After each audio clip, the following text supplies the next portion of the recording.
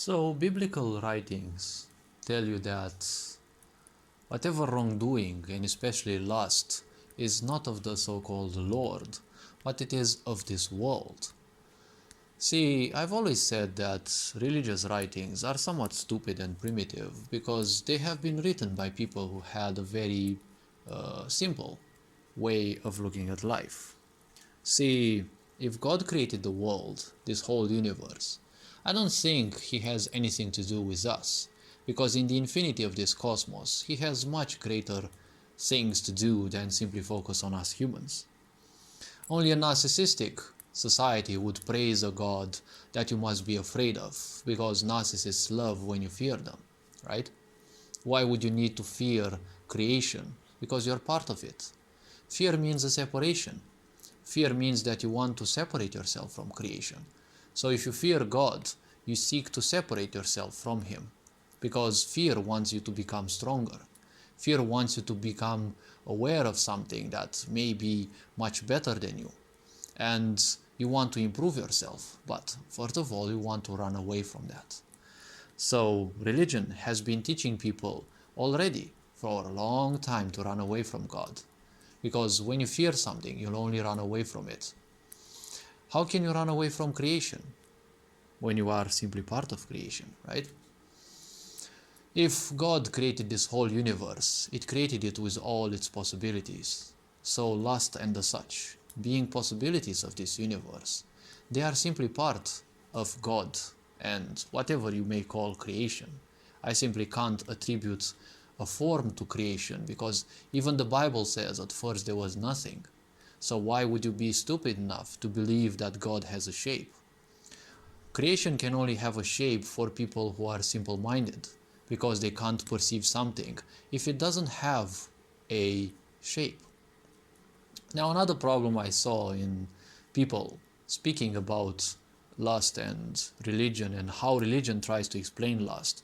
See, certain people say that when you suffer from lust, you have a problem with your eyes. See, it's not an eye problem that you have, it is a simple mental problem.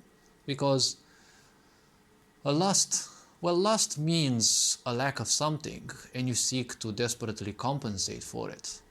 If your parents haven't given you enough attention and motherhood and fatherhood as well, if they haven't tended to your feminine and masculine energy needs of your body and have created disturbances into your existence through their stupidity and primitivism, which is the case of a lot of families, see, you will seek to compensate for those. You will seek through lust to have the motherly attention that you never had, or you will seek father-like abuse if your father was absent, because you feel that you are unworthy, and you will seek people who will make you again feel unworthy, because unfortunately when you seek abuse, that is basically your comfort zone, being abused. When you lust, there is no eye problem, it is a mental problem. See, your eyes are just like a camera. They relay images. They just give images to you. These images are nothing else but simple ideas of light, a simple spectrum of light, right? The meaning behind that is all in your head. All the meaning that you have, including that of lust, is there in your head. It is not an eye problem. These speakings that I heard about, they just prove me yet again how useless philosophy of religion is, because it tells you nonsense. How can you tell that lust is of the world and not of God? I'm not saying God is lusty or something, but God created this world with all its possibilities and vibrations that you can possibly resonate to. Saying that lust only belongs to the world is as narcissistic, because only a narcissist would imagine God as being a human, because ultimately it is a way through which they would be revered, because they want control through fear, right? In this sick society, you also see there is a certain structure that you must fear. The purpose of religion through terms of occultism. It has been built to make people weak and fearful so that they'd be easily controlled. So the point is very simple. Why would you say that lust only belongs to the world? Always blame the people so that they feel shameful and guilty of what they are, right? What does religion also say? You are born evil. Obviously, because when you are born, you have the entire potential. Whether you want to become a criminal, a killer, or a saint, it is up to you, right? But when society teaches you that you're already bad, no, you're not bad. If you think in terms of the legal, you can only be called a killer once you are proven so.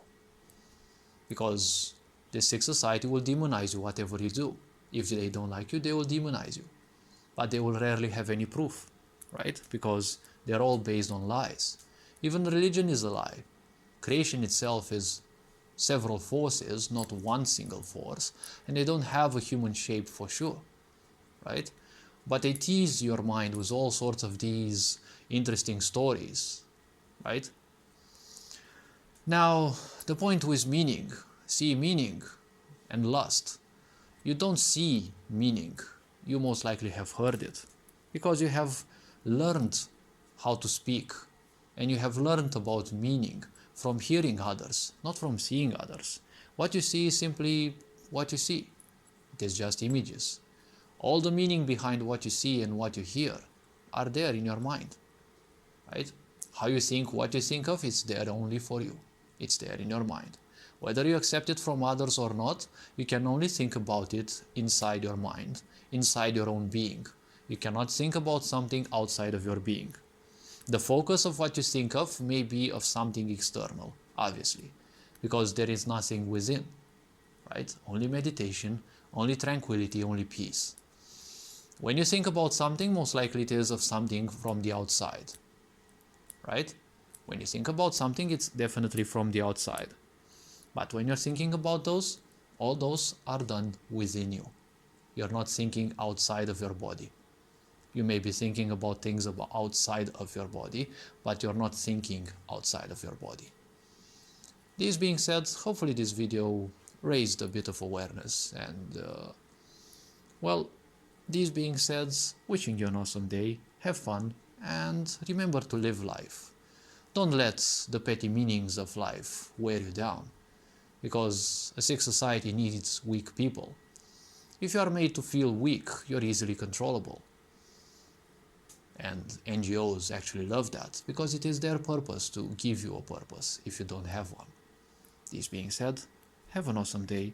Ferenc Board signing out.